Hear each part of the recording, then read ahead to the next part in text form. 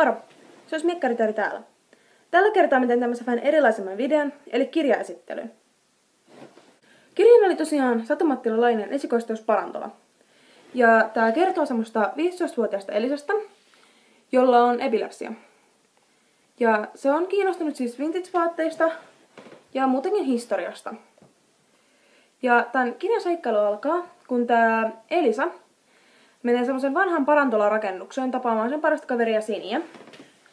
Mutta kun se on yksin siellä Parantola-rakennuksen sisällä, niin se saa voimakkaan kohtauksen, josta herätessään se sitten huomaa, että se ei ole enää 2000-luvulla, vaan se on päätynyt kaatumatauti Parantolaan 1930-luvulla.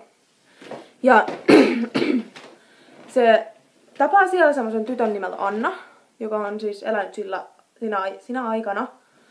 Ja tää Anna on kanssa epileptikko. Ja tää Elisa sitten yrittää päästä sieltä Parantolasta pois ja muutenkin selviä siitä arjesta, joka on pikkasen erilaista kuin mitä hän on niin kuin ajatellut, kun hän on tutkinut sitä historiaa. Se, mistä mä pidin tässä kirjassa, niin tää on tosi aidon tuntunen. Vaikka tää onkin siis aikamatka, että tää ei ole ihan niin kuin, ei voisi tapahtua oikeasti. Mutta se on kerrottu niin kuin tosi, ehkä arkiseen sävyyn.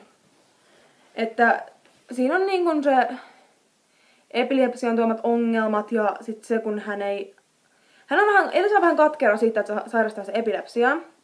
Ja kun se yrittää vähän taistella sitä vastaan siinä, niin se on jännää luettavaa, koska sitä ei tule yleensä luettua. Ja kun se Parantolan arki, niin se on muutenkin semmoista vähän, se on kattu aika ankeeksi ja semmoiseksi tosi epämiellyttäväksi.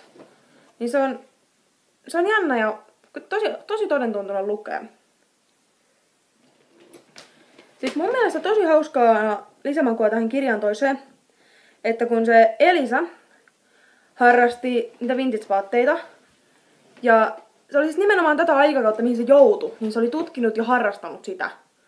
Niin se oli tosi jännä lukea, kun se niin kun tiesi periaatteessa, mitä siellä on tapahtunut, ja miten siellä on pukeuduttu, miten se on käyttäydytty, mutta sitten se ei kuitenkaan vastaa ihan sitä sen omaa kuvitelmaa. Ja sitten toinen mun mielestä tosi jännä juttu oli se, kun hän on kiinnostunut niistä sen ajan elokuvatähdistä, mistä oli kiinnostunut sitten myös tää Anna. Ne oli tietenkin hänellä niin kuin oman ajan elokuvatähtiään.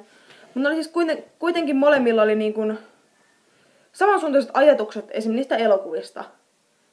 Ja se oli tosi jännä kanssa, kun siis siellä Elisalla, mä nyt paljastan tämmöisen pienen yksityiskohdan, siis sillä oli päällään tämän luvun vaatteet, kun se päätyi sinne 1930-luvulle.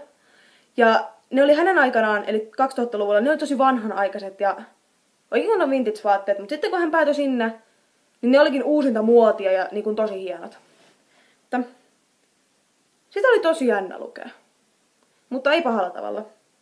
Mä itse asiassa tykkäsin tästä kirjasta todella paljon. Itse suosittelisin tätä Parantolaa sellaiselle skifistä kiinnostuneelle lukijalle. Tai sitten jos sattuu itse harrastan historiaa tai olen kiinnostunut vintage-vaatteista. Tää ei mikään ihan hirveän pitkä oo, eli nuorempikin lukija kyllä pystyisi lukemaan pituuden puolesta, mutta koska se teksti on joillain paikoin kuvattu pikkasen sillain, ehkä vähän raasti, niin alle 10-vuotiaalle mä en ehkä suosittelisi. Joo, eli semmonen video tällä kertaa.